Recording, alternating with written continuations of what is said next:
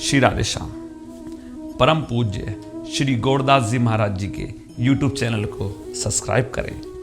पूज्य महाराज श्री की कथाओं को सर्वप्रथम देखने के लिए बेल आइकन दबाना ना भूलें। परम करुण पतित पावन अशरण शरण दीन बंधु नवद्वीप बिहारी श्री निताई गौर हरि सरकार, वृंदावन बिहारी श्री राधा माधव युगल सरकार, श्री बड़े बाबा जी महाराज, श्री सद्गुरुदेव भगवान की अकारण करुणा के फलस्वरूप यहाँ विराजमान होकर श्रीमद् राधा रमन चरण दास देव श्री बड़े बाबा जी महाराज का पावन चरित्र संक्षिप्त रूप से श्रवण करने का हमें आपको सौभाग्य प्राप्त हो रहा है। और आज कथा का चतुर्थ दिवस है। कल बड़े बाबा की पावन लीला में हम श्रवण कर रहे थे कि किस प्रकार आप गुरु कृपा को ग्रहण करके उनकी आज्ञा से श्री नवद्वीप पधारे और श्री नवद्वीप में आपने किस प्रकार समस्त लीला स्थलियों का दर्शन किया। धामेश्वर महाप्रभु जी का, श्रीवास जी के आंगन का, नंदनाचार्य की बाड़ी का, गंगा तट का, और केवल दर्शन ही नहीं किया, दर्शन तो हम आप सब भी कर लेते हैं। धाम में जाते हैं, वृंदावन जाते हैं, नवद्वीप जाते हैं, दर्शन तो हम आप सब भी करते हैं। लेकिन दर्शन करके चित्त के भीतर जो घटित होना चाहिए वो घटित नहीं होता, क्योंकि चित्त के भीतर जो विकलता, जो विरह, जो प्रीति होनी चाहिए उतनी होती नहीं है। इसलिए ये नाम रूप लीला और धाम जितने अंश में चित्त में प्रकाशित होने चाहिए उतने होते नहीं हैं। और उसका एक ही कारण समझ में आता है, और वो है चित्त की मलिनता। अंतःकरण शायद जितना निर्मल होना चाहिए इनकी कृपा प्राप्त करने के लिए, शायद उतना निर्मल नहीं हो पाता। कहते हैं जो केसर होती है वो कश्मीर में ही पैदा होती है। केसर बहुत महंगा होता है। अब कोई कहे कि अपने घर की क्यारी में केसर को पैदा कर लें, केसर के बीज ले आए, लगा दें, पैदा हो जाए, पर वो घर की क्यारी में पैदा नहीं होगी। उसको पैदा होने के लिए कश्मीर जैसा वातावरण चाहिए। वहाँ की जलवायु, वहाँ की धूप, वहाँ की हवा, जब अनुकूल वातावरण मिलेगा, थोड़ी हलचल नहीं करें तो फिर केसर पैदा हो जाएगी। तो ऐसे ही नाम रूप लीला धाम रूपी कल्प वृक्ष को प्रकट होने के लिए जैसी अनुकूलता चित्त को चाहिए, ऐसी अनुकूलता हम लोग को प्राप्त नहीं हो पाती। और वो अनुकूल जलवायु क्या है? वो अनुकूल जलवायु कुछ और नहीं है, वो ये है कि हमारा मन, चित्त और प्राण इस बात को 100% मान लें कि मेरे केवल और केवल और केवल और केवल राधा माधव ही मेरे अपने हैं, निताई गौरांग ही मेरे अपने हैं बस। और मेरा कोई नहीं है, कोई नहीं है, कोई नहीं है। बस वे मेरे अपने, गोविंद मेरे अपने हैं और गुरुदेव मेरे अपने हैं। इनके अलावा और कोई मेरा साथ देने वाला नहीं है, मेरा तरण करने वाला नहीं है। अनंत योनियों में मैं भटकते हुए आया हूँ। यदि पहले कुछ बहुत अच्छा करा हुआ होता तो चित्त की स्थिति बहुत अच्छी होती। पहले कुछ ज़्यादा अच्छा नहीं करा तभी तो चित्त इतना हम मलिन है। तो इसलिए पहले भी कोई बहुत अच्छे काम नहीं किए क्योंकि चित्त साफ नहीं है। लेकिन अब प्रभु ने मुझे कितना सुंदर सुयोग दे दिया है। मुझे मनुष्य देह दे दी है, मुझे गुरु लोगों का आश्रय मिल गया है, मुझे वैष्णवों का संग मिल रहा है, ग्रंथ मिल रहे हैं, सत्संग मिल रहा है, जीविका का साधन भी ठीक ठाक मिल रहा है। लेकिन इतने सुयोग पाके भी मेरे से भजन नहीं हो रहा, मेरे से स्मरण नहीं बन रहा। मैं अपने चित्त को कामनाओं से खाली क्यों नहीं कर पा रहा? क्यों कभी मुझे आके काम दबा लेता है, कभी क्रोध दबा लेता है, कभी लोभ दबा लेता है, कभी मोह दबा लेता है। और ये अहंकार राक्षस तो मेरा पीछे ही नहीं छोड़ता। मैं कुछ भी करते हुए भूल ही नहीं पाता अहंकार को। मेरी मैं जा ही नहीं पाती। कभी किसी चीज की मैं, कभी किसी चीज की मैं, कभी किसी चीज की। और कबीर बाबा तो कहते हैं कि जब मैं था तब हरि नहीं। जब तक मेरे भीतर मैं रहा, ये कबीर बाबा का अनुभव है। कहें जब मैं था तब हरि नहीं। और कितनी बड़ी बात कहते हैं अब हरि है, अब हरि है तो मैं नहीं। जब मैं था तब हरि नहीं, अब हरि है मैं नाही। कहते हैं प्रेम गली अति सांकरी, या में दो ना समाई। या तो मैं ही रहेगा और या हरि रहेगा। या तो अभिमान का दास बनना पड़ेगा या गोविंद का दास बनना पड़ेगा। दोनों चीज साथ नहीं चल सकती। तो वो कौन सा मेल है जो चित्त के भीतर नाम रूप लीला धाम को प्रकट नहीं होने दे रहा? वो सबसे बड़ा मेल अभिमान ही है। ये सारे दोषों का बाप है। सारी बीमारियां इसी से निकलती हैं। तो धाम दर्शन हम भी करते हैं, लेकिन शायद वैसा सुख नहीं मिल पाता। बड़े बाबा नवद्वीप में कैसे धामेश्वर महाप्रभु का दर्शन करते हैं, कैसे वो श्रीवास आंगन में दर्शन करते हैं। दर्शन करते ही उनके हृदय के भीतर लीला उत्पन्न हो जाती है। समझने में बहुत कठिनाई होती है, लेकिन ऐसे समझें कि जैसे एक लकड़ी जो कि महीनों से घी में भीगी हुई है, एकदम तर, एक तो बिल्कुल सूखी लकड़ी थी और फिर घी में डुबो दिया।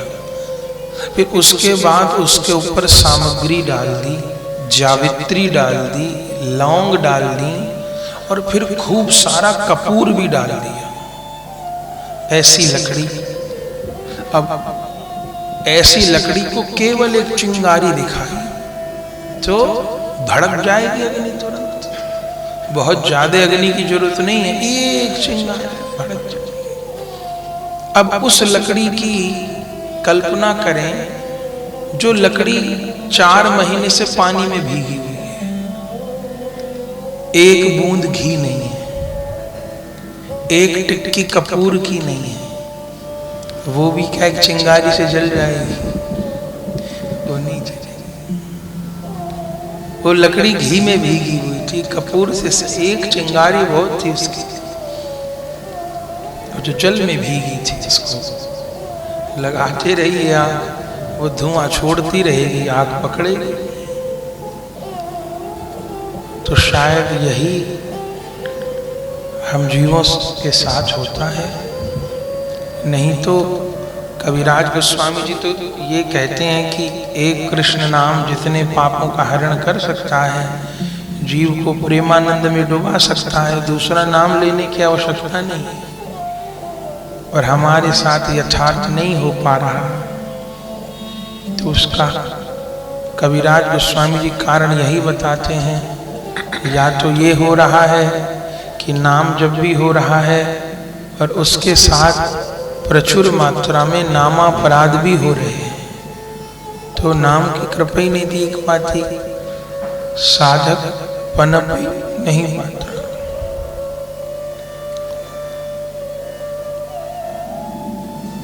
तो इसलिए जो स्थिति होनी चाहिए वो नहीं होती। बड़े बाबा धाम का दर्शन कर रहे हैं। कल हम श्रवण कर रहे थे कि बाबा कालना पधारे, गौरीदास पंडित जी के ठाकुर जी का दर्शन किए। उनकी आरत बड़ी अद्भुत है, आरत बड़ी अद्भुत है, अपने यहाँ की आरत बड़ी अद्भुत है। बाबा जी महाराज के कीर्तन पढ़िए, क्या कहना महाराज, उनकी आरत का। वे गौर को पुकारते हैं, कैसे पुकारते हैं? ओ श्रीवास आंगन के नटुआ कहाँ हो, हे गदाधर के प्राण बंधु कहाँ हो, हे अद्वैत के आराध्य धन कहाँ हो, हे विष्णु प्रिया के चितचोर कहाँ हो, हे निताई के जीवन कहाँ हो, दर्शन देओ दर्शन देओ। अब देखिए पुकारा जा रहा है गौर को, लेकिन गुरु लोग कितनी सुंदर विधि दे रहे हैं, गौर को पुकार रहे हैं, तो सीधा सीधा गौर को पुकार लीजिए ना, लेकिन गौर के साथ परिकरों का नाम ले लेके पुकार रहे हैं। अच्छा, इससे होता क्या है? इससे हृदय में दर्द पैदा होता है। अच्छा, किसके पैदा होता है? बोलने वाले के तो होता ही है, जिसको पुकारा जा रहा है उसके दिल में भी दर्द पैदा होता है। क्यों? क्योंकि अब महाप्रभु जी को पुकारा जा रहा है, हे श्रीवास आंगन के नटुआ, माने हे श्रीवास आंगन में विहार करने वाले। अब ऐसा जब महाप्रभु को कहा गया तो महाप्रभु के हृदय में अब श्रीवास जी की स्मृति आ गई तुरंत। और महाप्रभु श्रीवास जी तो बहुत प्रेम करते हैं, तो श्रीवास जी का ध्यान कराने से महाप्रभु जी के हृदय में करुणा उत्पन्न हो गई। और जब उनका है, वे तो करुणा का ही स्वरूप है, करुणा उत्पन्न हो गई। फिर देखा कि भाई कौन पुकार रहा है, कि ये पतित पुकार रहा है, चलो अब करो कृपा। हे गदाधर के प्राण बंधु गौर तुम कहाँ हो। ये विधि है, ये आर्त है पुकारने का। बड़े बाबा की यही आर्त है। वो कालना में केवल निताई गौरांग को नहीं पुकारते हैं, गौरी दास के निताई गौर, हे गौरी दास के निताई गौर। गौरी दास नहीं दिखाई पड़ रहे, कहाँ हैं? हृदयानंद दास जी नहीं दिखाई पड़ रहे, कहाँ हैं वो? हे श्यामानंद प्रभु जी, आपने तो बहुत लाड़ किया है ठाकुर को, आपने तो निताई गौर की बगिया में जल सींचा है। हे श्यामानंद, आप कहाँ हो? इस अधम के ऊपर भी कृपा करो। आप लोग कृपा नहीं करेंगे तो मैं निताई गौर को जान नहीं पाऊंगा। मुझको तो ये मूर्ति रूप में दिखते रहेंगे, पर आपके साथ तो इन ठाकुर ने बड़ी बड़ी लीला करी हैं। हे गौरी दास कृपा करो, हे हृदयानंद दास कृपा करो, हे श्यामानंद प्रभु कृपा करो। एक बार एक बार एक बार निताई गौर का दर्शन करवा दो। ये आर्त है, ये पुकारने का तरीका है। हमारे बाबा जी महाराज ने एक विधा चलाई जिसको कहते हैं सूचक कीर्तन। तो सूचक कीर्तन क्या होता है कि जिस दिन जिस महापुरुष की तिरोभाव तिथि है, माने उन्होंने शरीर छोड़ा है, उस दिन उस महापुरुष की जन्म से लेकर के और तिरोभाव तक की लीलाओं को याद करना। जिस कीर्तन में पुण्यतिथि को किया जाए उसको सूचक कीर्तन कहते हैं। अपने यहाँ बड़ा प्रचलन है, हर तिथि पे आचार्यों का सूचक कीर्तन होता है। ये विधा बड़े बाबा जी महाराज ने चलाई, और उस सूचक कीर्तन में हे भगवान उनकी आद, उस महापुरुष की एक एक बात को बोल बोल करके चीखना, रोना, कृपा की याचना करना, ये करते करते करते करते उनको परम धन हाथ लग गया। क्योंकि भगवत कृपा प्राप्त करने का सबसे प्रबल साधन भक्त की कृपा प्राप्त करना है। भक्त की कृपा प्राप्त हो गई तो भगवान की कृपा प्राप्त हो गई, और कोई साधन ही नहीं है। असलियत तो ये है, साधक अपने साधन से कुछ प्राप्त नहीं कर पाता। जो कुछ भी प्राप्त होता है किसी महत् पुरुष की कृपा से प्राप्त होता है। तो फिर कोई कहेगा कि माला करने की क्या जरूरत है, रख देते हैं माला को। नहीं, माला करनी है तो किस लिए करनी है? गुरुदेव की प्रसन्नता के लिए, गोविंद की प्रसन्नता के लिए, क्योंकि उन्होंने कहा है कि भजन करना है, इसलिए कर रहे हैं। बाकी भरोसा हमें अपने भजन का भी नहीं है, क्योंकि बनी नहीं रहा हमसे, हम भजन का क्या भरोसा करें। तो भरोसा कौन चीज का है? भरोसा हमें केवल और केवल और केवल गुरु कृपा का है, नित्यानंद की कृपा का है, संत कृपा का है, वैष्णव कृपा का है। वैष्णवेर पद धूली ताहे मोर स्नान के लिए, तर्पण मोर वैष्णवेर नाम। विचार करिया मने भक्ति रस आस्वादने, मध्यस्थ श्री भागवत पुराण। वैष्णवेर उच्छिष्ट ताहे मोर मननिष्ठ, वैष्णवेर नामे ते उल्लास।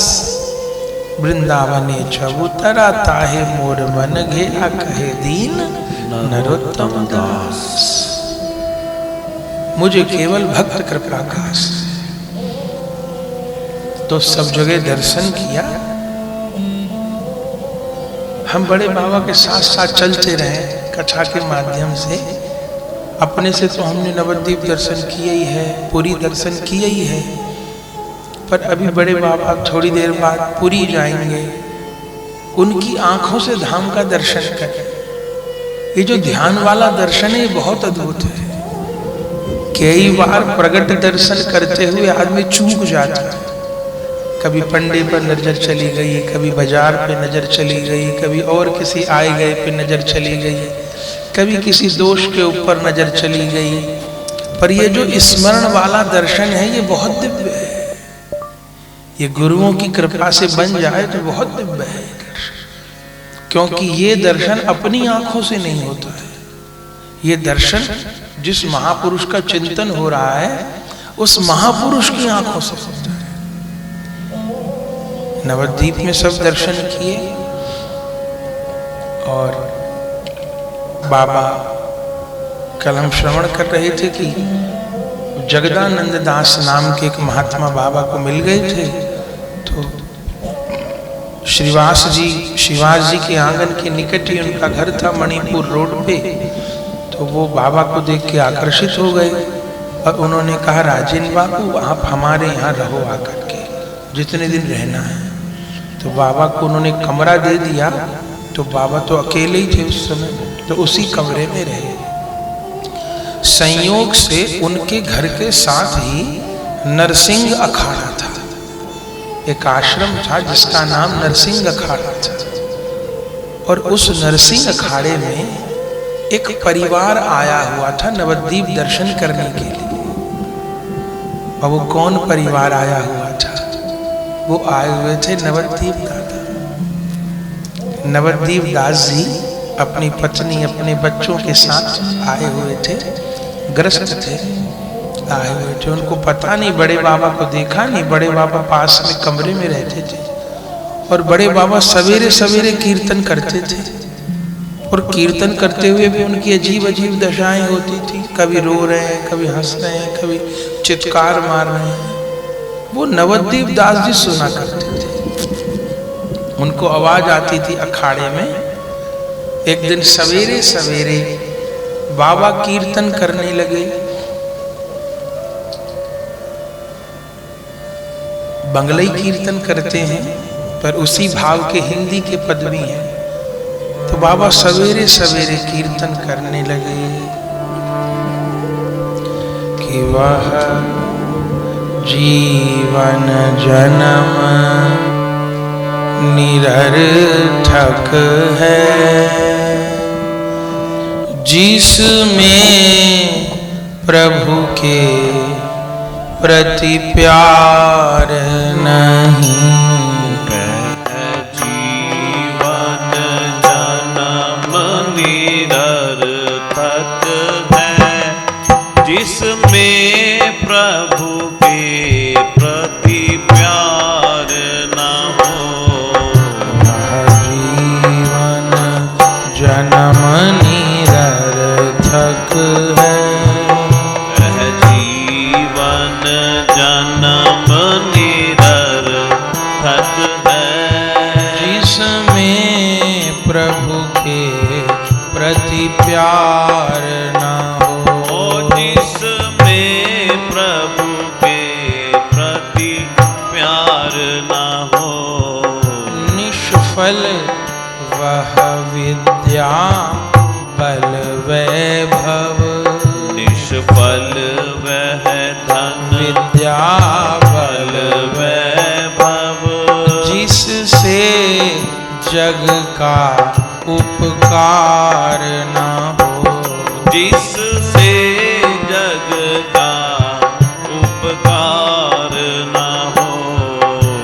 वैसे तो नर तन दुर्लभ है, वैसे तो नर तन दुर्लभ है, वैसे तो नर तन दुर्लभ है, वैसे तो नर तन दुर्लभ है, जिसके पाने को सुर तरसें, जिसके पाने को सुर तरसे, जिसके पाने को सुर तरसें, जिसके पाने को सुर तरसे।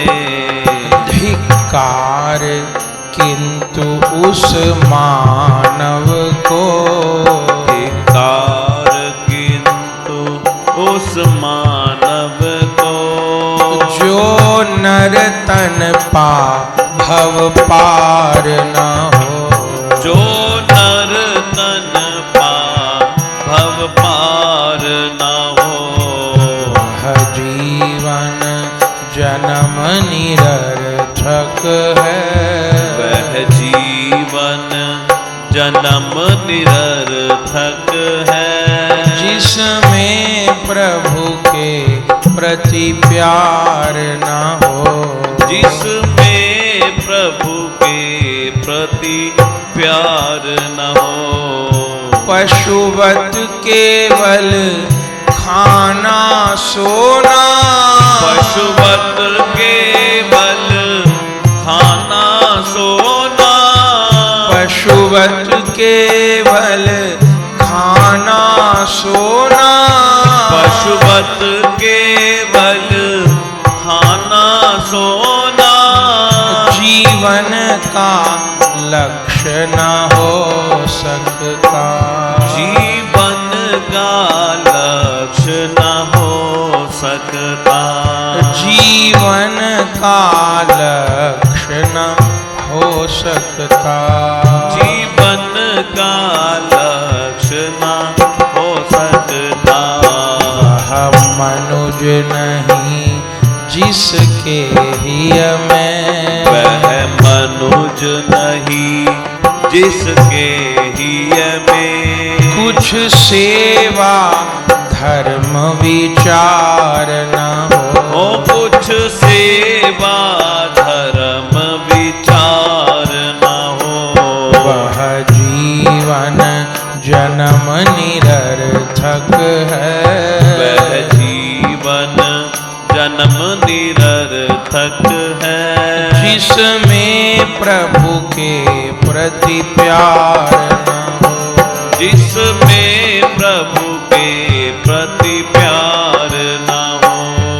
कहीं बनी बनाई बिगड़ न जाए। कहीं बनी बनाई बिगड़ न जाए। कहीं बनी बनाई बिगड़ न जाए। कहीं बनी बनाई बिगड़ न जाए। बिगड़ों के संग बनाने में। बिगड़ों के संग बनाने में। ये बिगड़ों के संग बनाने में। ये बिगड़ों के संग बनाने में। बन सके न बिगड़ी जन्म जन्म। बन सके न बिगड़ी जन्म जन्म। बन सके न बिगड़ी जन्म जन्म। बन सके न बिगड़ी जन्म जन्म। यदि सतगुरु कृपा दुलार न हो। यदि सतगुरु कृपा दुलार न हो। वह जीवन जन्म निरर्थक है। वह जीवन जन्म निरर्थक है। जिसमें प्रभु के प्रति प्यार न हो। जिसमें प्रभु के प्रति प्यार न हो। निष्फल वह विद्या बल वैभव। निष्फल वह विद्या बल वैभव। जिससे जग का उपकार न हो। जिससे जग का उपकार न हो। ऐसा अनुपम अवसर पाकर। ऐसा अनुपम अवसर पाकर। मत चूको दुनिया में फंस कर। मत चूको दुनिया में फंस कर। रख नारायण प्रभु ध्यान सदा। रख नारायण प्रभु ध्यान सदा। यह नर जीवन बेकार न हो। यह नर जीवन बेकार न हो। वह जीवन जन्म निरर्थक है। वह जीवन जन्म निरर्थक है। जिसमें प्रभु के प्रति प्यार न हो। जिसमें प्रभु के प्रति प्यार न हो। कहीं नर जीवन बेकार न हो। कहीं नर जीवन बेकार न हो। यह नर तन पा भव पार न हो। यह नर तन पा भव पार न हो। यह नर जीवन बेकार न हो। यह नर जीवन बेकार न हो। यह नर तन पा भव पार न हो। यह नर तन पा भव पार न हो। इन्हीं सब पदों को प्रातःकाल बाबा गा रहे थे, जिसमें देह की क्षणभंगुरता का वर्णन था, नर जीवन की उपादेयता का वर्णन था, भगवान की दयालुता का वर्णन था, नाम भगवान की महिमा का वर्णन था। बाबा तो अपनी मस्ती में गा रहे थे, पर उनको पता नहीं था कि उनका एक एक शब्द कोई प्यासे की तरह पी रहा है। साथ में नरसिंह अखाड़े में नवद्वीप दास जी आए हुए थे अपने परिवार के साथ। वो 2-3 दिन से कीर्तन सुन रहे थे और एक दिन तो रहा नहीं गया। तब उस नाम को सुनते हुए, उसी का अनुसंधान करते हुए आप जगदानंद दास जी की बाड़ी में आकर के उपस्थित हुए।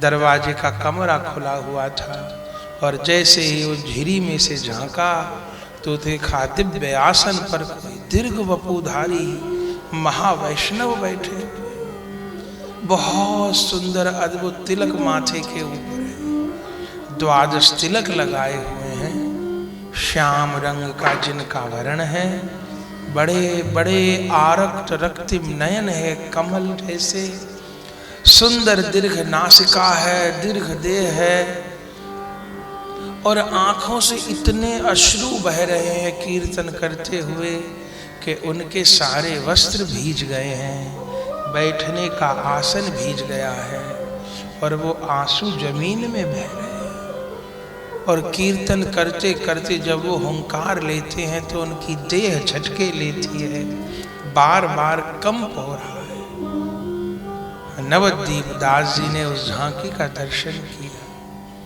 बस वो दर्शन करना, वो नाम सुनना बस गजब हो गया। कुछ संभाषण नहीं हुआ, वे तो कीर्तन कर रहे थे, बाबा तो नाम कर रहे थे। वह नवद्वीप दास जी ने देखा, जब तक बाबा नेत्र बंद करके गाते रहे, सुनते रहे, और जैसे ही बाबा ने प्रकृति स्थित हुए, नेत्र खोले, देखा कोई सामने युवक खड़ा हुआ है और जैसी दशा बड़े बाबा की हो रही थी ऐसी दशा वो नवद्वीप दास की हो रही थी। जैसे नेत्र खुले तैसे ही नवद्वीप दास जी हा गुरुदेव, हा गुरुदेव, हा गुरुदेव, हा पतित पावन, हा कारण करुण कहते हुए चरणों में लोट पोट होने लगे। और वर्णन आता है कि बड़े बाबा जी खड़े रहे और बड़े बाबा जी आओ मेरे भाई कह करके भुजा बढ़ाकर उनको हृदय से लगा। अब नवद्वीप दास जी मेरे दादा, मेरे दादा, मेरे दादा कहते हुए रो रहे हैं और बड़े बाबा मेरे भाई, मेरे भाई, मेरे भाई कहते रो रहे। उससे पहले दोनों एक दूसरे को जानते नहीं थे, पर उनको गले मिलते हुए जब लोगों ने देखा तो उनको लगा कि जाने कितने पुराने रिश्तेदार हैं कि अचानक कहीं तीर्थ में मिलना हो गया है, गले लग के रो रहे हैं। रोते रोते अधीर हो गए, घंटों बीत गए, चरणों में समर्पण कर दिया और बस हाथ जोड़ करके प्रार्थना करी कि हे गुरुदेव अब मुझे स्वीकार कर। बड़े बाबा ने कहा स्वागत है तुम्हारा। बड़े बाबा जी को समर्पण कर दिया। लौट करके फिर उनके घर वाले तो इंतजार ही कर रहे थे नरसिंह अखाड़े में, पत्नी बच्चे परिवार सब लोग थे। जाके अपनी धर्म पत्नी को स्पष्ट कह दिया कि अब मैं गृहस्थ में नहीं लौटूंगा। प्रभु को जिससे जो करवाना है करवाते ही है, यहाँ तर्क बुद्धि काम नहीं करती है। स्पष्ट कह दिया। पत्नी बच्चे सब रोने लगे कि ये क्या हुआ, आए तो नवद्वीप घूमने के लिए थे, ये क्या हुआ। स्पष्ट कह दिया कि अब मैं तुम्हारे साथ नहीं जा पाऊंगा, तुम सब घर लौट जाओ। बहुत आग्रह किया, फिर इस बात पर सहमति हुई कि तुमको घर छोड़ करके लौटाऊंगा। तब फिर नवद्वीप दास जी उनको घर छोड़ करके आ जाते हैं सबको, और फिर सदा सदा के लिए बड़े बाबा के चरणों में समर्पित हो जाते हैं। ये बड़े बाबा जी के प्रथम परिकर है।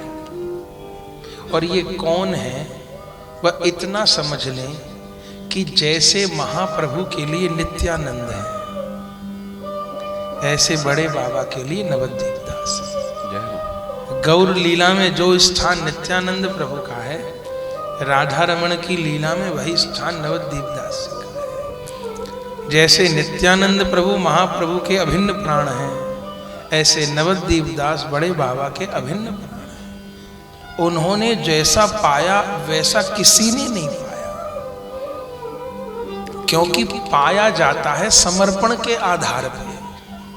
भगवान गीता में कहते हैं ना कि ये यथा माम प्रपद्यन्ते तांस्थैव भजाम्यहम्, जो मुझे जैसे भजता है मैं भी उसको वैसे भजता हूं। ये भगवान की प्रतिज्ञा है।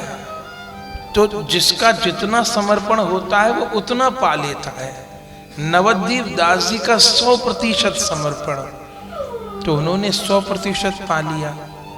और देखिए दीक्षा हुई, पर जीवन भर नवद्वीप दास जी बड़े बाबा को दादा ही कहते रहे और बड़े बाबा उनको भाई कहते रहे, इसी संबंध में बंधे रहे। और क्या कहना, बड़े बाबा ने कृपा कर दी, गौर नाम की मदिरा पिला दी, फिर क्या कहना। इसको कहते हैं महत कृपा। कोई पूछे ना कि महत कृपा क्या होती है, ये होती है महत कृपा। वह एक शब्द में मिट गई सारी ऐचाता, चरण दास सतगुरु मिले और सहजो शिष्य सुजान। सहजो बाई थी ना, तो उनका विवाह हो रहा था, तो चरण दास जी उनके गुरु जी थे, तो विवाह हो गया। फिर वो विदा हो रही थी तो गुरु जी को प्रणाम करने आई। उन्होंने सुहाग के सब सामान पहने थे, तो गुरु जी ने कहा कि क्या हुआ सहजो? बोले गुरु जी विवाह हो गया। कहाँ जा रहे हो? कि पति के यहाँ जा रहे हो। गुरु जी ने कहा सहजो तनिक सुहाग पे कायो काय मुड़ायो शीस। तूने एक तनिक सुहाग के लिए अपने ये सब बानक कैसे बना लिया? सहजो तनिक सुहाग पे काय गुछायो शीस। इतना कहा और इतनी बात उनको इतनी लग गई कि उसी समय उन्होंने सुहाग के तो सारे चिन्ह उतार दिए और ब्याह हो गया था, पर पति के साथ नहीं गई। विरक्त वेश ले लिया और आकर के सदा के लिए अपने गुरु के चरणों में समर्पण कर दिया। तब उस समय का दोहा है कि चरण दास सतगुरु मिले, सहजो शिष्य सुजान, और एक शब्द में मिट गई सबरी खेचा था। ये किसी किसी के साथ होता है। उसके नवद्वीप दास जी उदाहरण है। इतने ही मिलना हुआ और सदा सदा के लिए हो गए। अब बड़े बाबा को 2 लोग और मिले। ये बिल्कुल प्रारंभ के परिकर हैं। श्रीपाद बाबा जी महाराज और सखी माँ जी से तो 3-4 वर्ष बाद मिलना हुआ है। बाबा के गृहस्थ त्याग के 3-4 वर्ष बाद रामदास बाबा जी की दीक्षा 1898 में हुई है और बाबा विरक्त हुए हैं 1894 में। ऐसे ही सखी माँ जी से मिलना हुआ है, 3 वर्ष बाद हुआ होगा। लेकिन ये सबसे पहले के नवद्वीप दास जी। फिर 2 परिकर और मिले, एक तो कृष्ण गोविंद जी एकदम गौर वर्ण के, और एक रास मोहन जी श्याम वर्ण के। ये रास मोहन जी ही बाद में इनको जब भेज दिया बड़े बाबा ने, तब इनका नाम हुआ राधा चरण दास। और इन्होंने राधा कुंड पर फिर बड़े बाबा की आज्ञा से बाद में राधा कुंड आ गए थे, और राधा कुंड भजन करते हुए इन्होंने राधा कुंड पे शरीर छोड़ा था। ये भी बड़े बाबा के प्रथम परिकर हैं। अभी लगभग 20 साल पहले तक बड़े बाबा के शिष्य धरती पे थे। 20 साल पहले तक भी थे। हमको राधा रानी ने जहाँ घर कोना दे रखा है रहने को, तो उस गली में ही शीतल बाबा जी का आश्रम है। तो शीतल बाबा बड़े बाबा की कृपा पात्र थे, और हमने तो नहीं दर्शन किया उनका, पर वो जो हरिनाम प्रेस वाले भाई साहब हैं उन्होंने क्या, क्योंकि उनसे तो बिल्कुल ही दीवार मिली हुई थी। गिरिराज जी के घर से तो बिल्कुल दीवार मिली हुई है। तो हमने उनसे पूछा, तो बोले यहीं बैठे रहते थे बाबा खाट के ऊपर, तो चलते बहुत तेज थे। बोले उनका एक कदम यहाँ तो दूसरा कदम वहाँ और तीसरा कदम वहाँ, और पैदल उन्होंने कितनी बता रहे थे कि 3 बार 4 धाम की यात्रा उन्होंने पैदल की थी। वो बड़े बाबा के शिष्य थे। तो अभी 25 साल तक पहले तक बड़े बाबा के शिष्य भी धरती पे थे, अब प्रकट रूप में शायद नहीं है। बाबा जी महाराज के तो हैं। तो रासमोहन जी, कृष्ण गोविंद जी और नवद्वीप दास जी, इन तीनों का मिलना हुआ और ये तीनों ही अभिन्न प्राण हो गए। माने जो उनसे मिला वो ऐसे मिला कि फिर सदा के लिए उनका ही हो गए, फिर उसको उनके अलावा कुछ होश में रहा ही नहीं। इस प्रकार की स्थिति हो गई। फिर तीनों ने खूब आनंद, क्या कहे, अब तो साथ ही मिल गए।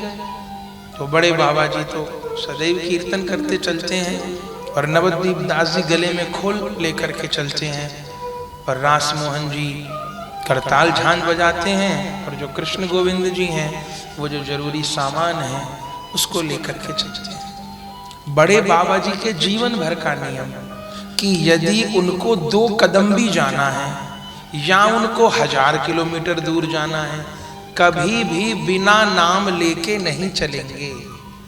वो जहां भी जाएंगे नाम लेके माने कीर्तन करते हुए, कीर्तन साथ लेके। यही नियम बड़े बाबा का है, यही नियम बाबा जी महाराज का है। श्रीपाद रामदास बाबा जी महाराज प्रकट लीला में भी और अब चित्रपट स्वरूप में भी जहां जाते हैं नाम के साथ। ये सोचिए कि पाटवाड़ी से वृंदावन के लिए चलते हैं तो नाम उनके साथ चलता है, बिना नाम के कदम भी नहीं चलेंगे। जैसे बसंती बाई में आके ठहरते हैं, कोई वैष्णव अपने घर भी बुलाएगा तो नाम के साथ आएंगे। एक खोल वाला एक करताल वाला साथ चलेगा, नाम होते हुए चलेगा। नाम सुने बिना वो एक कदम भी नहीं चलेंगे। ये बड़े बाबा जी का। तो अब तो आनंद हो गया, पहले तो अकेले ही करते थे और अब साथ में परिकर है। नवद्वीप रहते अब अनेक दिन हो गए थे। फिर बड़े बाबा को स्मरण में आया कि गुरुदेव ने आज्ञा करी थी कि नवद्वीप दर्शन करके पुरी चले जाना, तो अब मुझे पुरी जाना है।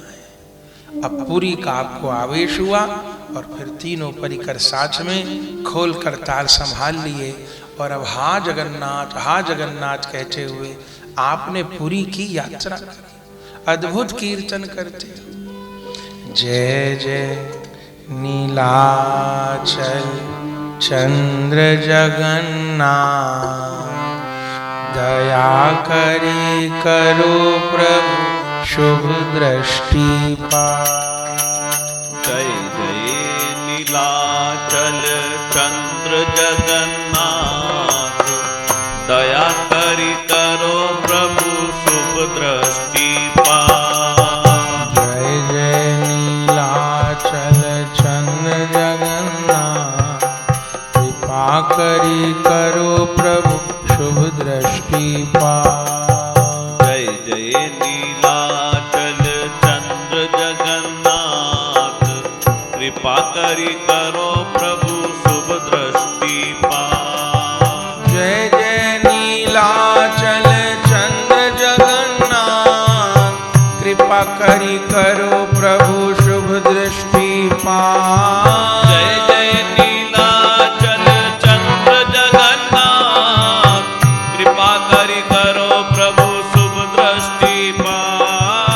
जय जय नीलाचल चंद्र जगन्नाथ, दया करी करो प्रभु शुभ दृष्टि पाए। जय जय नीलाचल चंद्र जगन्नाथ, दया करी करो प्रभु शुभ दृष्टि पाए। जय जय नीलाचल चंद्र जगन्नाथ, दया करी करो प्रभु शुभ दृष्टि पाए। जय जय नीलाचल चंद्र जगन्नाथ, दया करी करो प्रभु शुभ दृष्टि पाए। जय जय नीलाचल चंद्र जगन्नाथ, दया करी करो प्रभु शुभ दृष्टि पाए। जय जय नीलाचल चंद्र जगन्नाथ, दया करी करो प्रभु शुभ दृष्टि पाए। हा जगन्नाथ हा जगन्नाथ हा जगन्नाथ हा जगन्नाथ हा जगन्नाथ हा जगन्नाथ हा जगन्नाथ हा जगन्नाथ। कीजे सनाथ हा जगन्नाथ हा जगन्नाथ हा जगन्नाथ।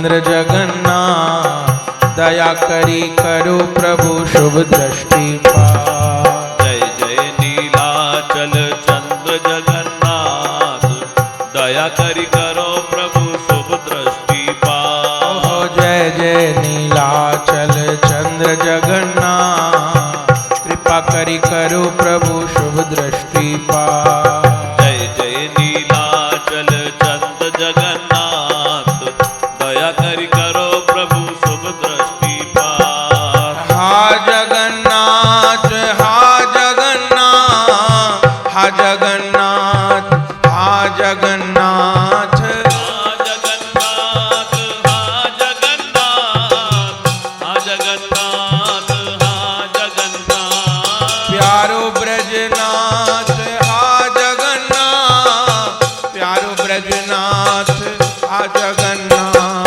प्यारो ब्रजनाथ, हा जगन्नाथ, प्यारो ब्रजनाथ, हा जगन्नाथ। राधिकारो नाथ, हा जगन्नाथ, राधिकारो नाथ, हा जगन्नाथ, राधिकारो नाथ, हा जगन्नाथ, राधिकारो नाथ, हा जगन्नाथ। जय जय नीलाचल चंद्र जगन्नाथ, कृपा करी करो प्रभु शुभ दृष्टि पात। जय जय नीलाचल चंद्र जगन्नाथ, कृपा करी करो प्रभु शुभ दृष्टि पात। हा हा नीलाचल चंद्र जगन्नाथ, कृपा करी करो प्रभु शुभ दृष्टि पात। जय जय नीलाचल चंद्र जगन्नाथ, कृपा करी करो प्रभु शुभ दृष्टि पात। हा जगन्नाथ, हा जगन्नाथ, हा जगन्नाथ प्यारो, हा जगन्नाथ, हा जगन्नाथ, हा जगन्नाथ, हा जगन्नाथ प्यारे, हा जगन्नाथ। शीश धरो हाथ, हा जगन्नाथ, शीश धरो हाथ, हा जगन्नाथ, शीश धरो हाथ, हा जगन्नाथ, शीश धरो हाथ, हा जगन्नाथ। जय जय नीलाचल चंद्र जगन्नाथ, कृपा करी करो प्रभु शुभ दृष्टि पात। जय जय नीलाचल चंद्र जगन्नाथ, कृपा करी करो प्रभु शुभ दृष्टि पात। जय जय नीलाचल चंद्र जगन्नाथ, कृपा करी करो प्रभु शुभ दृष्टि पात। जय जय नीलाचल चंद्र जगन्नाथ, कृपा करी करो प्रभु शुभ दृष्टि पात। जय जय नीलाचल चंद्र जगन्नाथ, कृपा करी करो प्रभु शुभ दृष्टि पात। जय जय नीलाचल चंद्र जगन्नाथ, कृपा करी करो प्रभु शुभ दृष्टि पात। शुभ दृष्टि पात करो, शुभ दृष्टि पात, शुभ दृष्टि पात करो, शुभ दृष्टि पात। शुभ दृष्टि पात करो, शुभ दृष्टि पात, शुभ दृष्टि पात करो, शुभ दृष्टि पात। कीजिए सनात शुभ दृष्टि पात, शीश धरो हाथ शुभ दृष्टि पात। कीजिए सनाथ शुभ दृष्टि पात, शीश धरो हाथ शुभ दृष्टि पात। हा हा नीलाचल चंद्र जगन्नाथ, कृपा करी करो प्रभु शुभ दृष्टि पात। जय जय नीलाचल चंद्र जगन्नाथ, कृपा करी करो प्रभु शुभ दृष्टि पात। हा हा नीलाचल चंद्र जगन्नाथ, कृपा करी करो प्रभु शुभ दृष्टि पात।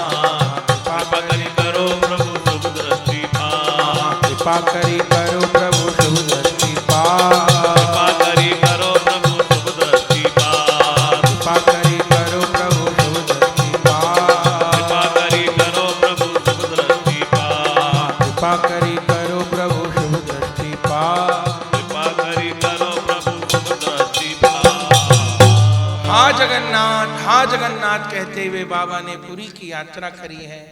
और मार्ग में कितने पतितों को पावन करते हुए, कितने जन का कल्याण करते हुए चलते चलते आप कटक पहुंचे हैं। कटक में गणेश्वर महादेव के मंदिर में महानदी के तीर पर आपने कीर्तन किया है। कटक चंडी का दर्शन किया है, वहां कीर्तन हुआ है। फिर आप चलते चलते भुवनेश्वर पहुंचे हैं और भुवनेश्वर में एक लिंगराज भगवान के मंदिर में जब प्रवेश किया है, अद्भुत कीर्तन हुआ है, अद्भुत कीर्तन हुआ है। सब वैष्णव लोग, भक्त लोग एकत्र हो गए हैं। और उस समय महाप्रभु जी को गौर लीला की स्मृति हो गई कि जब महाप्रभु जी भुवनेश्वर के मंदिर में पधारे थे, तब किस प्रकार एक लिंगराज के मंदिर में पहुंच करके शिव राम गोविंद बोलिया गोरा, गौर शिव राम गोविंद बोल करके कैसे नाचे थे। नित्य करेन गोरा शिवेर अग्रे थे, शिव राम गोविंद बोलिया नाचे थे। महाप्रभु जी शिव राम गोविंद बोल के नाचे थे। खूब जोर कीर्तन भुवनेश्वर मंदिर में हुआ है। एक लिंगराज भगवान की बड़े बाबा ने परिकर के सहित परिक्रमा की है। पास में बिंदु सरोवर है, उस बिंदु सरोवर में सबने स्नान किया है। और फिर एक बगीचे में आकर एक पेड़ के नीचे नवद्वीप दास जी, रास मोहन जी, कृष्ण गोविंद जी बड़े बाबा के साथ विराजमान हुए।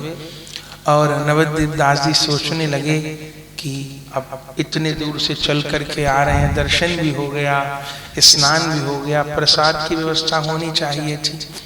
पर बड़े बाबा जी तो अयाचित रूप से रहते हैं, उनसे कोई कुछ कहे तो उनका एक ही जवाब होता है, जैसी निताई चांद की इच्छा। जैसे निताई चांद करेंगे। कहाँ जाना है? जहां निताई चांद ले जाएंगे। क्या करेंगे? जो निताई चांद करवाएंगे। उनका एक ही उत्तर होता है सब चीज का। सब बैठे भगवत स्मरण कर रहे थे कि तभी देखा एक सामने से वृद्ध महात्मा, जिनका नाम कृष्णदास था, भीतर से आए हैं और बहुत सारा महाप्रसाद उनके पास, दाल भात सब प्रसाद लेकर के बड़े बाबा जी के पास आए। बड़े बाबा जी को प्रणाम किया, बड़े बाबा जी ने उनको प्रणाम किया और कहा कि ये लीजिए, एक लिंगराज भगवान का प्रसाद है। बड़े बाबा ने प्रसाद को दंडवत प्रणाम किया, परिक्रमा करी और नवद्वीप दास जी से कहने लगे, तुम सोच रहे थे ना कि प्रसाद की व्यवस्था कैसी होगी, अन्नपूर्णा देवी क्या भूखा रहने देंगी?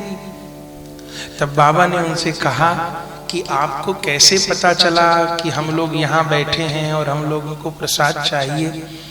तब वो महात्मा बोले कि मुझे तो एक माई ने आके बोला। बोले वो कौन माई थी?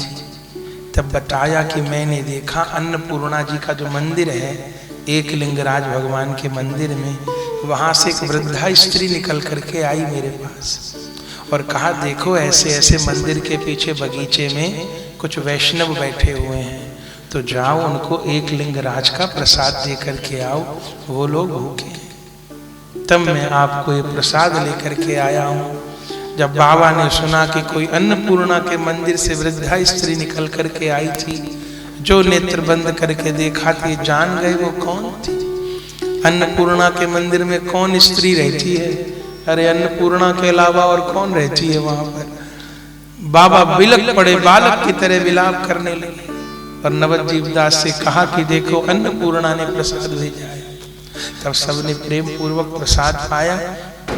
इधर कुछ वैष्णव लोग एकत्र हो गए, जिन्होंने अभी बड़े बाबा का कीर्तन सुना था। वे लोग एकत्र हो गए और उनमें कई एक महात्मा थे।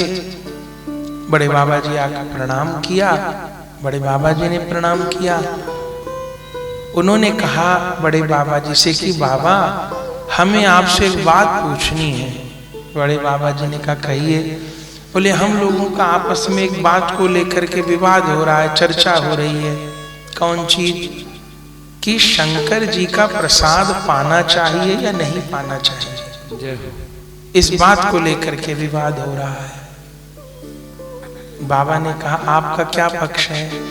बोले हमने, कुछ लोग कह रहे हैं पा लेना चाहिए, कुछ लोग कह रहे नहीं पाना चाहिए वैष्णवों को, आप निर्णय करिए।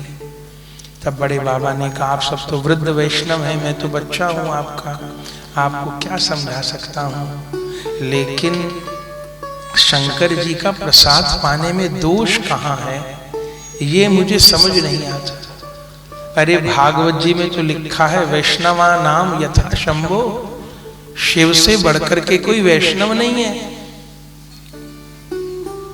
तो हम तो कोई भजनानंदी संत वैष्णव मिल जाते हैं तो जो सामान्य हम जैसे साधक होते हैं उनकी इच्छा होती है कि इनकी थाली का प्रसाद मिल जाए तो मुख में डालें, तो उससे क्या होगा, इनका शीत प्रसाद पाने से नाम की कृपा प्राप्त होगी। तो जब सामान्य वैष्णव की महात्मा की शीत प्रसादी पाने की इच्छा रखते हैं तो भोले बाबा तो महावैष्णव है, उनका प्रसाद पाने में क्या असुविधा हो सकती है। और बाबा ने कहा कि ये एकलिंग राज तो महावैष्णव है, जो एकलिंग राज भगवान का मंदिर है वो तो अद्भुत है। वहां पर आपने दर्शन किया हो तो शिवलिंग है और शिवलिंग के बीच में से नारायण शिला फूटी हुई है। वहां तो हरि और हर का मिलन है। एक ही शिवलिंग स्थान में शिवलिंग भी है और उसके बीच नारायण माने शालिग्राम भगवान भी है। और ऐसे जो शिव मंदिर होते हैं उनमें नादिया होते हैं और विष्णु मंदिर में गरुण होते हैं, लेकिन लिंगराज भगवान में नादिया भी है और गरुण भी है। ऐसे जो शिव भगवान का मंदिर होता है ध्वजा पे त्रिशूल का चिन्ह होता है, और नारायण के जो प्राचीन मंदिर होते हैं शंख चक्र गदा का चिन्ह होता है, लेकिन एक लिंगराज में दोनों चिन्ह हैं क्योंकि वह हरि हरात्मक मिलन स्वरूप है। और बाबा ने कहा, हमने तो सुना है कि एक लिंगराज भगवान को गोपाल मंत्र से भोग अर्पण होता है, असुविधा कहाँ है? बोले आप स्पष्ट करिए कि पाना चाहिए कि नहीं पाना चाहिए। तब बाबा ने कहा कि जो प्रसाद भोले बाबा को अर्पण होता है वो पाया जा सकता है। उन्होंने कहा कि जहां अमनिया भोग लगाया जाता है, सीधे सीधे भोले बाबा को लगाया जाता है, वहां पा सकते हैं कि नहीं पा सकते। बड़े बाबा ने कहा, आपने ये सोच कैसे लिया कि शंकर अमनिया खा लेते होंगे? अरे हम लोग अमनिया नहीं खाते, बिना भोग लगा सामान नहीं खाते, तो शंकर जी अमनिया कैसे खा लेते होंगे? बोले हम तो देखते हैं कोई कोई मंदिर में सीधे अमनिया शंकर जी को भोग लगा देते हैं। तब बड़े बाबा कहते हैं, जरूरी नहीं है कि भोले बाबा भोग लगाने की बाह्य क्रिया को पूरा करते हो। हम वैष्णव कैसे भोग लगाएंगे? सामग्री आएगी, फिर उसमें तुलसी दल छोड़ेंगे, फिर गोपाल मंत्र से अभिमंत्रित करके फिर अर्पण करेंगे। तो बोले जब किसी ने प्रसाद भोले बाबा को अर्पण किया तब तो कोई असुविधा ही नहीं है पाने में, पर जिसने भोले बाबा को अमनिया अर्पण किया है वो पा सकते हैं, वो तो अमनिया। बड़े बाबा जी ने कहा, शिव तो कभी अमनिया पा ही नहीं सकते। कोई उनको यदि अमनिया अर्पण भी कर देगा तो भोले बाबा उसको मानसिक रूप से पहले अपने ठाकुर जी को भोग लगाएंगे। जैसे आप हमको एक मिठाई का डिब्बा दे जाएं कि लीजिए आपने तो हमको दिया, पर हम क्या उस डब्बे को खोल के उसमें मिठाई उठा के खा लेंगे? हम तो नहीं खाएंगे। हम कब खाएंगे? जब यहां नहीं तो अपने घर ले जाके ठाकुर जी को भोग लगाएंगे, तब पाएंगे। तो ये बात उसको कहने की जरूरत नहीं है, बस कोई देगा तो पूछ लेंगे कि अमनिया है कि प्रसाद है। प्रसाद है तो कोई असुविधा नहीं, अमनिया है तो भोग लगा के पाएंगे। तो भोले बाबा को यदि कोई अमनिया अर्पण भी करता है तो वो अमनिया थोड़ो खा लेते हैं, तब वो मानसिक रूप से। फिर बड़े बाबा ने इसके लिए झड़ू ठाकुर जी का उदाहरण दिया कि एक बार झड़ू ठाकुर जी को कोई आम अर्पण कर गया, तो झड़ू ठाकुर जी ने मानसिक रूप से तुलसी अर्पण करके उनका भोग लगाया और प्रसाद पाया। तो शिव का प्रसाद पाने में वैष्णवों को कोई विचार करना नहीं चाहिए। फिर कहा, जो शिवलिंग पर वस्तु चढ़ाई जाती है, बाबा ने कहा जो शिवलिंग पर फल इत्यादि चढ़ाई जाते हैं उसको निर्माल्य कहते हैं, और उस निर्माल्य पर नादिया भगवान का अधिकार होता है, वो नादिया भगवान का भाग होता है, इसलिए वो नादिया भगवान को ही देना चाहिए। पर जो कुछ भी भोग सामग्री थाली में लेके भोले बाबा को अथवा जगदम्बा को अथवा हनुमान जी को अर्पण हो रही है, वो सब प्रसाद वैष्णव को पा लेना चाहिए, क्योंकि वो तो महावैष्णवों का शीत प्रसाद है। समाधान किया, सबको समझ आई बात। और फिर बड़े बाबा जी अपने परिकर को लेकर के फिर भुवनेश्वर से कीर्तन करते हुए हा जगन्नाथ, हा जगन्नाथ, हा जगन्नाथ कहते पुरी के लिए प्रस्थान करते हैं। कि अभी पुरी आने में 7-8 किलोमीटर का अंतर रहा होगा, 3-4 कोस का, कि तभी कौंटिलो नामक स्थान पर पहुंचते हैं, जहां पर दिव्य साक्षी गोपाल जी का मंदिर। और साक्षी गोपाल के मंदिर में बड़े बाबा प्रवेश करते हैं और दर्शन करके अधीर हो जाते हैं। आपने दर्शन किए होंगे, बड़े विशाल ठाकुर हैं, शालिग्राम जैसे, और मुरली बजाते हैं, बड़े अद्भुत ठाकुर हैं। और उन ठाकुर जी का वृतांत भी हम लोग जानते हैं, बड़े कौतुकी ठाकुर हैं। कहते हैं ये ठाकुर जी पहले वृंदावन में विराजते थे और इनकी सेवा यशोदा मैया जी ने भी की थी। द्वापर युग के ठाकुर जी हैं। जब ठाकुर जी मथुरा द्वारिका जी चले गए तो यशोदा जी उस स्वरूप की सेवा करती थी। तो ठाकुर जी वृंदावन विराजते थे। बोले दक्षिण भारत में 2 ब्राह्मण रहते थे, एक वृद्ध ब्राह्मण थे। एक बार उनको ब्रज दर्शन की इच्छा हुई, घर पे कोई ले जाने वाला नहीं था, तो उसी गांव में एक ब्राह्मण बालक रहता था। तो उन्होंने जब देखा वृद्ध ब्राह्मण जाना चाहते हैं, उन्होंने कहा हम आपको ले चलेंगे। तब उस बालक को लेकर के वो वृद्ध ब्राह्मण वृंदावन की यात्रा करते हैं। और वो बच्चा रास्ते भर उन वृद्ध ब्राह्मण की बहुत सेवा करता है। करते करते वृंदावन आते हैं, ब्रज का दर्शन करते हैं, तो उन ठाकुर जी का भी दर्शन करने जाते हैं। उनका नाम उस समय मदन गोपाल था। दर्शन किए, बड़े प्रसन्न हुए। तब वो वृद्ध ब्राह्मण बहुत प्रसन्न हुए, दर्शन करके भी और उस बालक की सेवा से भी। तो ठाकुर जी के आगे कह दिए उस बच्चे से कि तुमने मेरी बहुत सेवा करी, मैं तुम पे बहुत प्रसन्न हूं। जब हम वापस गांव लौटेंगे तो मेरी एक कन्या है विवाह योग्य, वो कन्या मैं तुमको प्रदान करूंगा। उस बच्चे ने कुछ नहीं कहा। उस बालक ने कहा ठीक है, आपकी जैसी इच्छा। फिर दर्शन करके वो लोग वापस दक्षिण भारत आ गए। अब आकर के उस बुजुर्ग ने अपने परिवार में बात बताई अपने बेटों को कि भाई ऐसे ऐसे जो हमारी बेटी है उसका विवाह उस ब्राह्मण बालक के साथ कर दो, और इस प्रकार मैंने वचन दे दिया है। अब उस ब्राह्मण के बच्चे बिगड़ गए, नाराज होने लगे कि ये क्या किया आपने, इस ब्राह्मण की तो कोई आमदनी नहीं है, कोई कुल परिवार इतना अच्छा नहीं है, और आपने बेटी देने का, हम नहीं करेंगे इससे अपनी बहन की शादी, हम तो कोई बहुत बड़ा घर ढूंढेंगे। उस ब्राह्मण ने कहा भाई मैं तो वृंदावन में वचन दे आया इसको। बोले कोई था थोड़ी वहां पे, अब नाट जाना क्या हो गया। उन्होंने कहा ये बच्चा कहीं गांव के लोगों को, पंचायत को इकट्ठा कर ले तो क्या होगा। बोले बस कह देना कि मैंने नहीं कहा, ये झूठ बोल रहा है। अब वही बात है, उन्होंने मना कर दिया। वो ब्राह्मण बालक पहुंचा उनके पास, उसने गांव को भी एकत्र किया, पंचायत भी बिठाई। जब वो नहीं मान रहे थे, उस पंचायत में वे लोग भी आए। बालक से पूछा गया, बालक ने कहा मेरा कोई इनकी कन्या के प्रति आकर्षण नहीं है, और ना मैंने इनसे कहा था कि मेरा विवाह करो। इन्होंने खुद ही ठाकुर जी के मंदिर में मुझे ये वचन दिया था, तो उस वचन को तो मैं ठाकुर जी की आज्ञा मानता हूं, और अब ये आकर के मुकर रहे हैं कि मैंने ऐसा कहा नहीं, मुझको झूठा ठहरा रहे हैं। पंचों ने कहा भाई तुम कह रहे हो वचन दिया था, और ये कह रहे हैं कुछ नहीं कहा था, अब हम किसकी बात पे भरोसा करें। यदि वहां कोई गवाह हो आपका तब हम उसकी बात पर भरोसा कर लें। अब वो ब्राह्मण बालक तो कहने लगा वहां कोई था ही नहीं, तो कौन था, बस एकमात्र ठाकुर जी थे और तीसरा तो कोई था नहीं। अब पंचों ने कहा भाई अब जब कोई गवाही नहीं तो क्या करा जाए, हाँ ठाकुर जी आकर के गवाही दे दें तो हम मान लेंगे, और तो कोई तरीका नहीं। अब सब बात खत्म हो गई। वो ब्राह्मण तो प्रसन्न हो गए कि भगवान तो आएंगे नहीं गवाही देने, बात खत्म हो। लेकिन वो ब्राह्मण बालक बहुत सच्चा था। कथा आती है कि वो फिर वृंदावन गए, और वृंदावन में गोपाल जी के मंदिर में उसने अनशन किया, भूखा प्यासा रह करके रो करके प्रभु को पुकारा।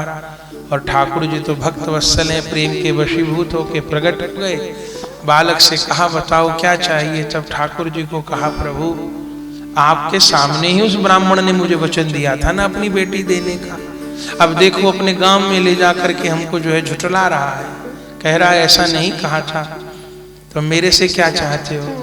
बोले और कुछ नहीं चाहते, आप मेरे गांव में चलो और गांव में चल करके गवाही दे दो, साक्षी दे दो कि हाँ उस ब्राह्मण ने बेटी देने का वचन दिया था।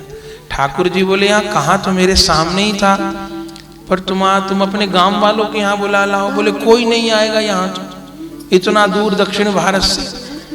तो भगवान ने कहा फिर हम कैसे जा सकते हैं, और तुम तो जानते हो कि मूर्ति चलती नहीं है, अब मूर्ति चल के कैसे जाएगी? बच्चे ने कहा मूर्ति चलती नहीं है तो मूर्ति बोलती भी नहीं है, जब बोल रही है मूर्ति तो चलेगी भी। अब बच्चे ने हट पकड़ लिया। अब ठाकुर जी तो आधीन थे, बोले अच्छा भाई चलेंगे, पर एक शर्त है, तुम आगे आगे मुंह रखना, हम पीछे पीछे चलते रहेंगे। बच्चे ने कहा मुझे पता कैसे चलेगा आप चल रहे हो नहीं चल रहे, आप तो बहुत चंचल हो। बोले ऐसा है, एक तो हमारी बंशी की आवाज आती रहेगी, एक मेरे चरणों की पायल की आवाज आती रहेगी, ये दो आवाज आती रहे तो समझना कि पीछे पीछे आ रहा है, और आवाज आनी बंद हो जाए तब। शर्त क्या है? बोले शर्त यह है कि पीछे मुंह मुड़ के मत देखना, और पीछे जहां देखोगे वहीं मूर्ति बन जाऊंगा, आगे नहीं बढ़ूंगा। अच्छा तो ठीक है। अब वो बालक तो धन्य हो गया महाराज, ठाकुर जी को लेके चला, आगे आगे तो उसका मुंह था और पीछे पीछे ठाकुर जी बंसी बजाते और पायल बजाते चल रहे थे। अब वो तो किससे ब्याह होएगा और कौन पंचायत होगी, कौन साक्षी, वो तो भूल गया, और उसे तो बंसी नशे की तरह चढ़ गई माथे, और पायल की झंकार ने उसको पागल कर दिया। वो आंखों से अश्रुपात हो रहा है, अश्रुकंप पुलक हो रहे हैं। चलते चलते चलते चलते चलते सारा रास्ता पार कर दिया। कहते गांव आने वाला था उसका, सीमा पे आ गया। फिर सोचे अब तो ठाकुर जी पंचायत में पहुंच जाएंगे, गवाही देंगे। लेकिन ये ठाकुर जी बंसी बजाते कैसे लगते हैं और चलते हुए कैसे लगते हैं ये नहीं देख पाया। बंसी तो बहुत प्यारी बजती है, पायल तो बहुत प्यारी बजती है। एक बार ठाकुर जी को चलते हुए देख लेते, क्योंकि ठाकुर जी की चाल बहुत प्यारी। तो सोचे एक बार देख लो, जो होगा देखा जाएगा। तब मुख मोड़ करके जैसे ही देखा, प्रभु तो अपनी चाल, भक्त लोग गाते हैं कि मतवारी जाकी चाल सोई यशोदा को लाल। मतवारी जाकी चाल सोई यशोदा को लाल। मतवारी जाकी चाल सोई यशोदा को लाल।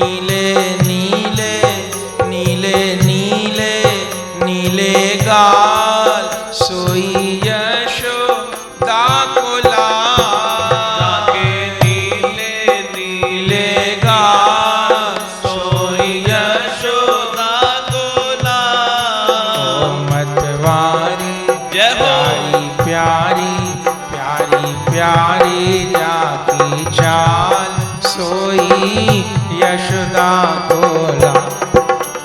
मतवारी जाकी चाल सोई यशोदा कोला। मतवारी जाकी चाल सोई यशोदा कोला। मतवारी जाकी चाल सोई यशोदा कोला। और जय जैसे ही मुड़ के देखा ठाकुर जी तो विग्रह बन गए। अब बहुत कहा, बोले अब नहीं चलूंगा, अब तुमसे वचन दिया था। फिर बोले पंचायत वालों को यहीं बुला ला। अब गांव में गया, सबको हल्ला मचा करके बुला लिया। सब लोग प्रसन्न हो गए, ठाकुर जी आ गए, ठाकुर जी आ गए। फिर वहीं गांव की सीमा पे पंचायत लगी, उस ब्राह्मण को बुलाया गया। पंचों ने कहा कि बताओ तुमने वचन दिया था कि नहीं दिया था? बोले तो नाट रहे हैं। बोले कौन था? बोले ठाकुर जी थे। फिर ठाकुर जी से पूछा कि बताइए महाराज, ये कह रहे वचन दिया था, वो कह रहा है नहीं दिया था। तब ठाकुर जी ने गवाही दी कि मेरे सामने इस बूढ़े ब्राह्मण ने अपनी तरफ से कहा था कि घर जाके अपनी बेटी का ब्याह तेरे साथ कर दूं। ठाकुर जी ने गवाही दी। तब तो महाराज सब धन्य धन्य हो गए और फिर ब्याह हुआ। फिर वो ठाकुर जी वहीं रह गए। फिर यहाँ कैसे आए? बोले यहाँ के राजा थे जो पुरी के, उनका एक बार दक्षिण के राजा से युद्ध हुआ, तब वो परास्त हो गया। तब वो जो पुरी के राजा थे वो वहां के ठाकुर जी को यहाँ ला करके स्थापित कर दिया। और बोले यहाँ रह के क्या करते हैं? बोले ठाकुर जी को कहते हैं अब साक्षी गोपाल। जब से ठाकुर जी ने साक्षी दी, साक्षी दी, और वहां बैठ के क्या करते हैं? बोले जगन्नाथ भगवान का दर्शन करो तो साक्षी गोपाल का भी दर्शन करना पड़ता है, क्योंकि वहीं लिखा जाता है कि दर्शन करे कि नहीं करे, साक्षी वहीं होती है। बड़े बाबा कथा सुन सुन करके बड़े विभोर हो रहे हैं दर्शन करके। पुजारी ने कहा एक कथा और है महाराज। बोले क्या? बड़े बाबा ने कहा एक बात नहीं समझ में आ रही कि ठाकुर जी की नाक में नथ, ये नथ तो राधा रानी पहनती हैं, ठाकुर जी भी पहनते हैं। बोले महाराज नथ की भी बड़ी अनोखी कथा है। बोले क्या? बोले पुरी के राजा यहाँ ले आए, उनकी धर्म पत्नी थी, अब वो बड़ी भक्ता थी, ठाकुर जी की सबरी सेवा अपने हाथ से करती। ठाकुर जी आए, उन्होंने महाभिषेक करवाए, ठाकुर जी के सब श्रृंगार प्रकट करवाए। तो उन्होंने ठाकुर जी के लिए नथ भी बनवाई, क्योंकि वो श्याम सुंदर में श्री जी की भावना भी करती थी। उनको लगता राधा रानी तो साथ है नहीं, तो इन्हीं में राधा रानी है, तो उन्होंने नथ भी बनवाई। अब सब श्रृंगार तो धारण हो गया, पर नथ तो धारण नहीं हुए।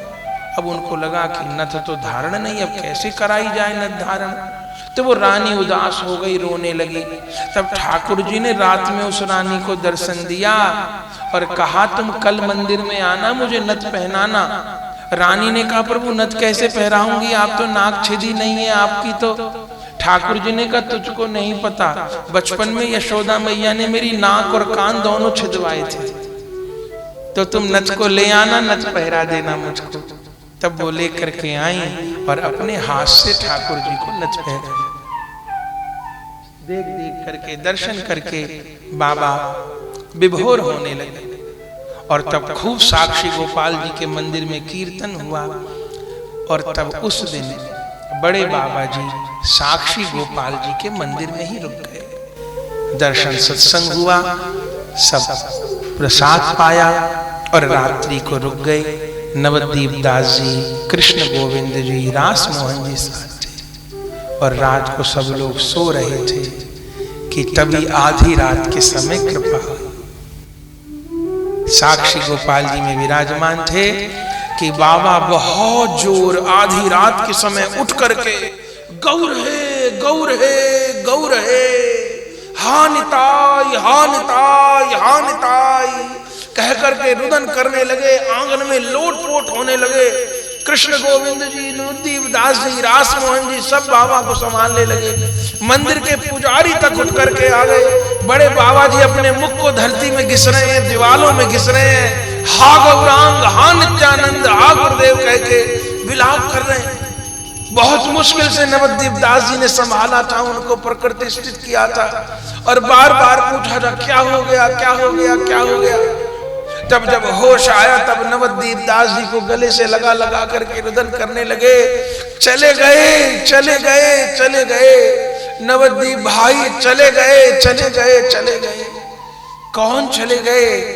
आप क्यों इतना व्याकुल हो रहे हैं?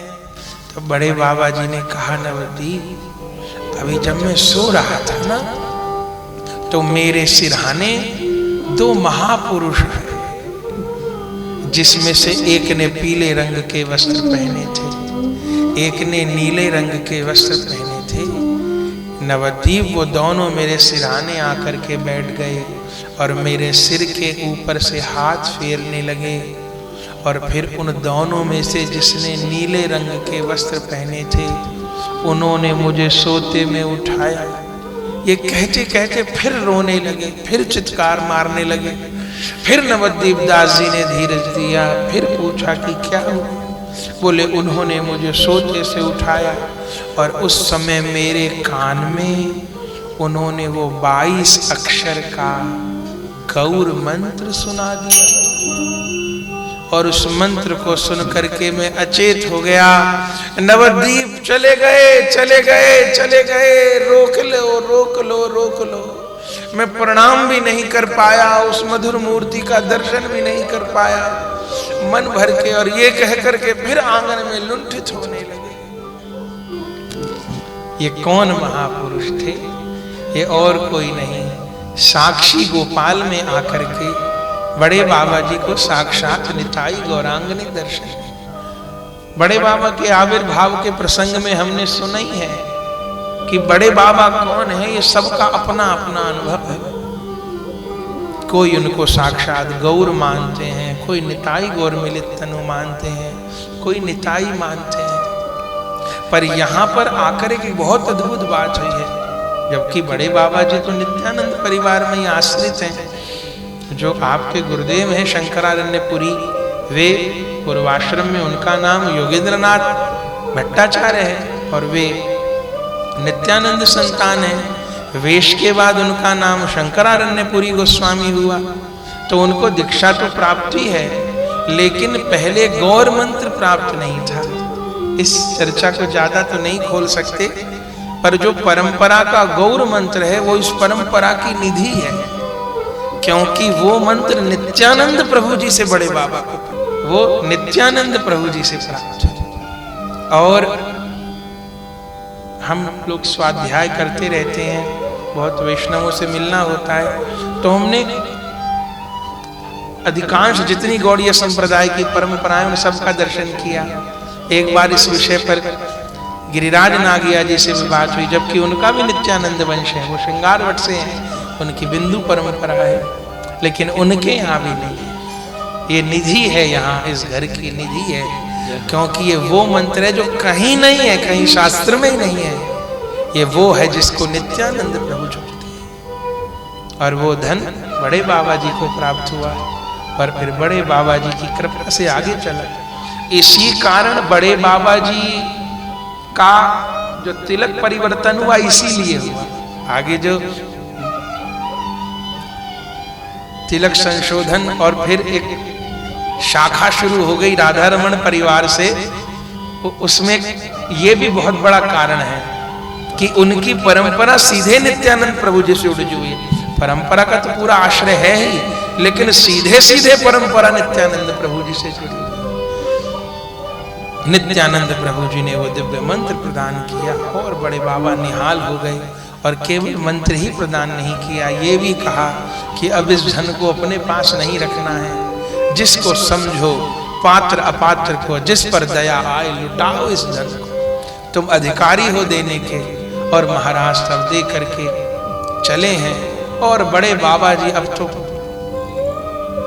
ये तो पहले ही प्रेम कलेवर हैं, अब तो नित्यानंद प्रभु मदिरा पिला गए हैं। अब क्या तब महाराज उन्मत्त होते हुए हाँ कृष्ण कहते हुए अब पुनः आप श्री जगन्नाथ भगवान की ओर प्रस्थान कर रहे हैं। हाँ जगन्नाथ, हाँ जगन्नाथ, हाँ जगन्नाथ कहते। और धीरे धीरे वहां से चल करके जैसे आपने पुरी में प्रवेश किया और जैसे ही वो नील चक्र पर ध्वजा का दर्शन हुआ, ओह, ये नियम है कि श्री क्षेत्र किनको कहते हैं?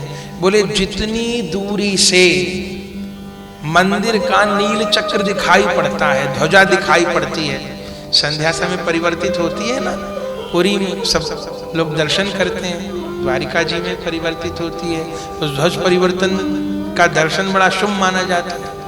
तो जितने क्षेत्र से, जितने एरिया से वो ध्वजा दिखाई पड़ती है, उतने क्षेत्र को श्री क्षेत्र कहा जाता है।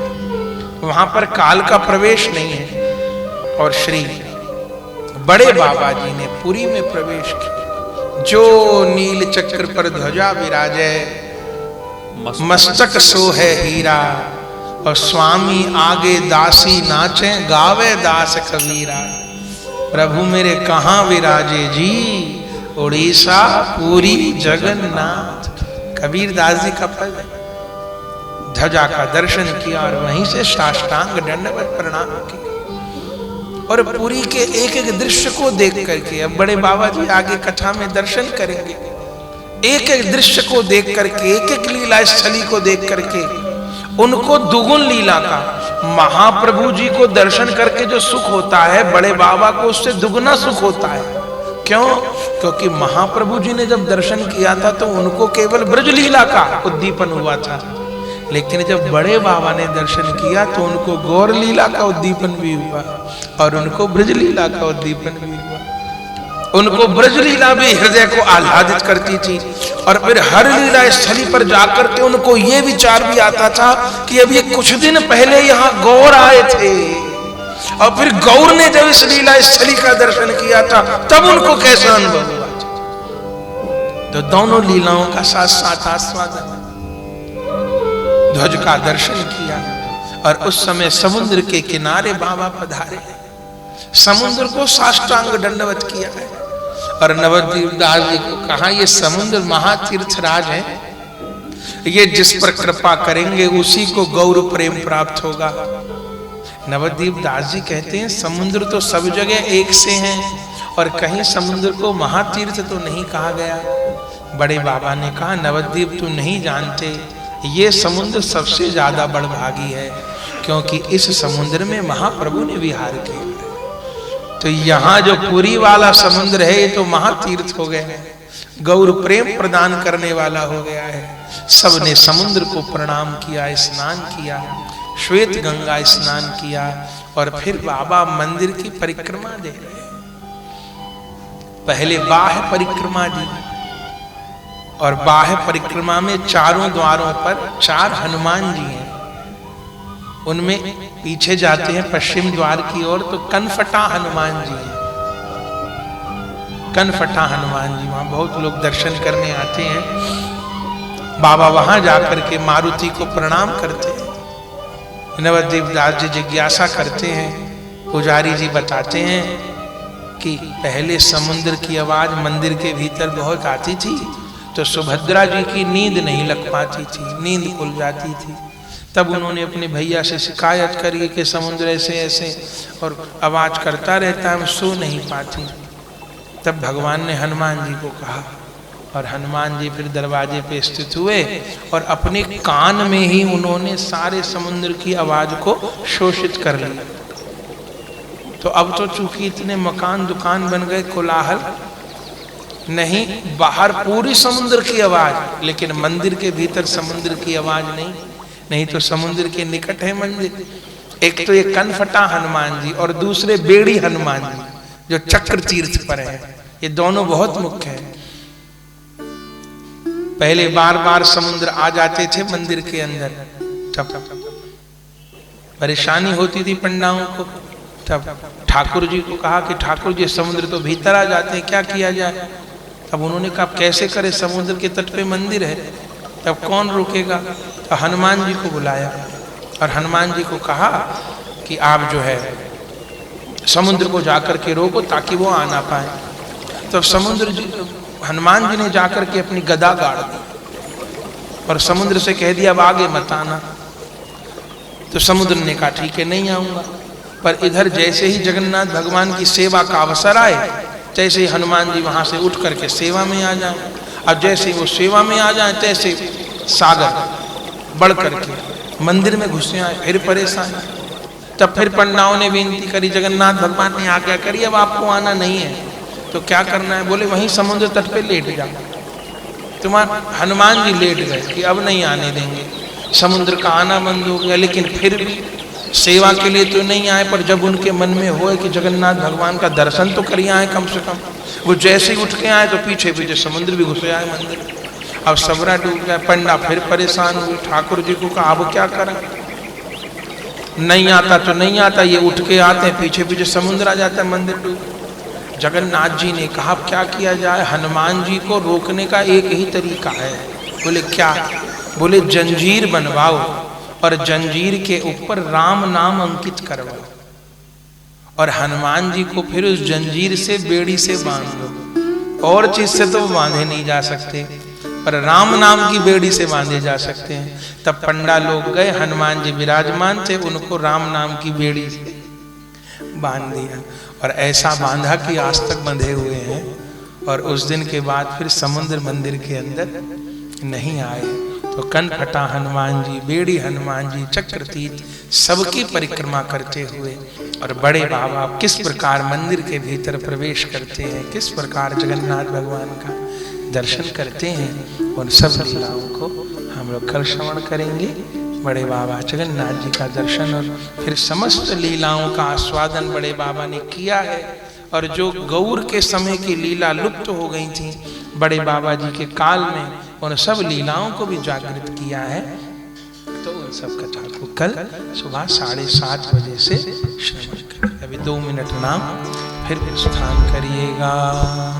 भजुनी ताई गौर राधे ताई गौर राधे श्याम। भजनी ताई गौर राधे श्याम। जप हरे कृष्णा जप हरे कृष्णा हरे राम। ताई गौर राधे श्याम। ताई गौर जप हरे कृष्णा हरे कृष्णा हरे राम। भजुनी ताई गौर राधे श्याम। भजनी ताई गौर राधे श्याम। जप हरे कृष्णा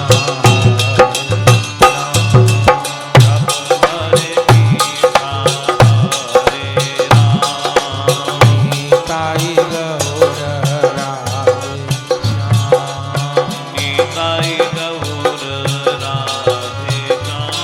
राम। जप हरे कृष्णा हरे राम। भजुनी ताई गौर राधे श्याम।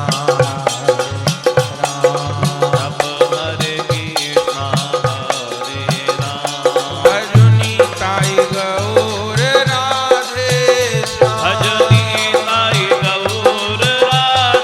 श्याम। जप हरे कृष्णा हरे राम। जप हरे कृष्णा हरे राम। भजुनी ताई गौर राधे भजनी ताई गौर राधे श्याम। जप हरे कृष्णा हरे राम। जप हरे कृष्णा हरे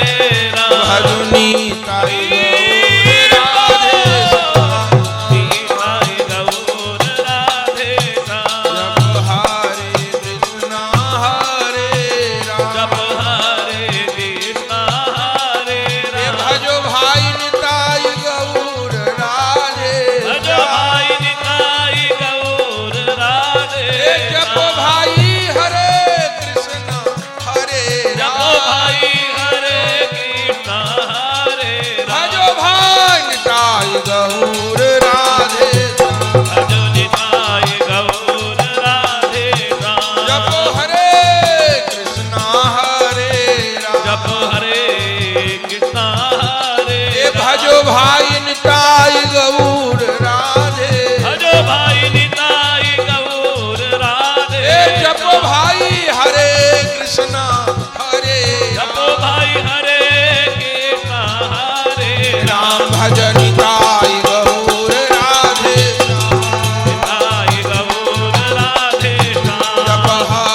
कृष्णा हरे राम। जप हरे कृष्णा हरे राम। भजो निताई गौर राधे श्याम। भजनी ताई गौर राधे श्याम। हरे कृष्णा हरे जप राम। हरे कृष्णा हरे राम। भजो निताई गौर राधे श्याम। निताई गौर राधे श्याम। जप हरे कृष्णा हरे राम। जप हरे कृष्णा हरे राम। भजो निताई गौर राधे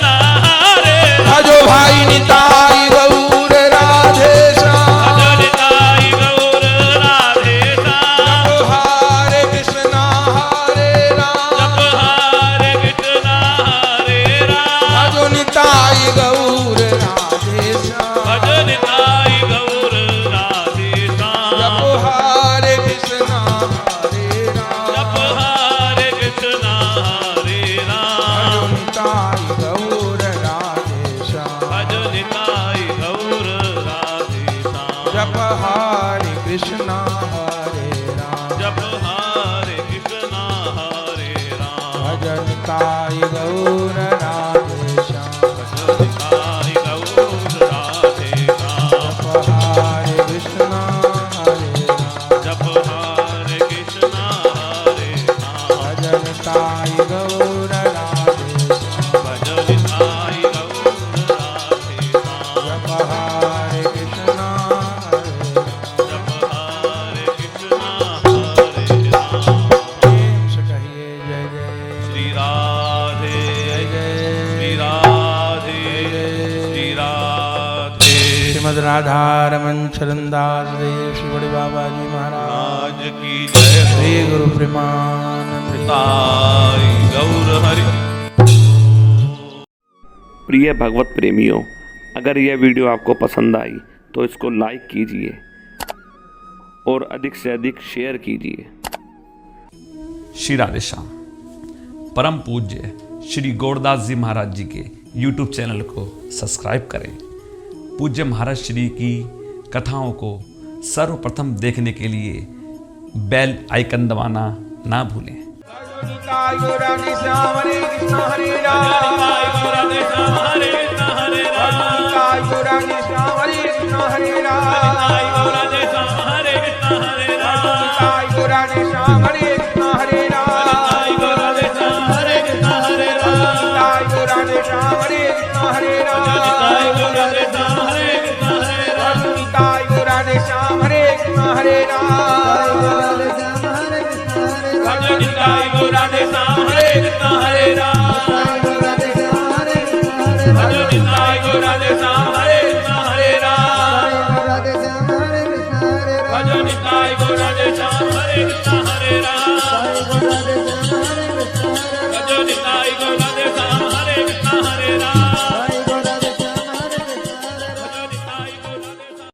श्री वृंदावन धाम में श्री बांके बिहारी जी के मंदिर से 1 किलोमीटर की दूरी पर अटल्ला चुंगी के निकट परम पूज्य श्री गौरदास जी महाराज जी के आश्रम श्री गौर कृपा धाम का हम दर्शन कर रहे हैं, जहां श्री निताई गौरांग देव, श्री राधा गोविंद देव, श्री गिरिराज जी श्री मंदिर में विराजमान है, जहाँ विधिवत अष्टायाम ठाकुर जी की सेवा हो रही है और प्रत्येक एकादशी वैष्णव साधुओं द्वारा अष्टप्रहर हरिनाम संकीर्तन होता है और कथा सत्संग हॉल एवं भक्तजनों के ठहरने के लिए एसी एवं नॉन एसी कमरे के साथ भोजन प्रसाद की उत्तम व्यवस्था सुलभ है। यदि आप परम पूज्य श्री गौरदास जी महाराज जी के आश्रम श्री गौर कृपा धाम में ठहरना चाहते हैं या कोई जानकारी प्राप्त करना चाहते हैं तो संस्था के नंबरों पर संपर्क कर सकते हैं। हमारा नंबर है 9958163312।